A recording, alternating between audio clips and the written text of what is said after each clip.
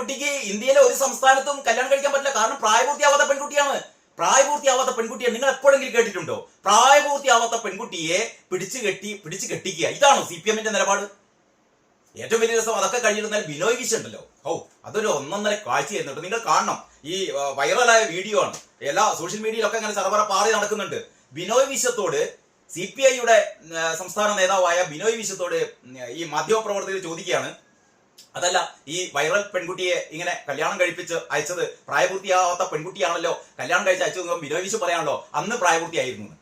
കല്യാണം കഴിക്കുന്ന സമയത്ത്, അതായത് മാർച്ച് 11-ാം തീയതി, കഴിഞ്ഞ മാർച്ച് 11-ാം തീയതി CPM-ന്റെ നേതാക്കന്മാര് MV ഗോവിന്ദനും A റഹീമും ഈ ശിവൻകുട്ടിയും ഈ പെൺകുട്ടിയെ കല്യാണം കഴിപ്പിക്കുമ്പോൾ പെൺകുട്ടിക്ക് 18 വയസ്സ് പൂർത്തിയായിരുന്നു. ഇപ്പം വയസ്സ് കുറഞ്ഞു പോയി. അതിനിപ്പോ എന്താ ചെയ്യാൻ പറ്റുന്നതാണ് ഈ പറയുന്ന മുതൽ ചോദിക്കുന്നത്? ഒന്ന് ആലോചിച്ച് നോക്ക് നിങ്ങൾ.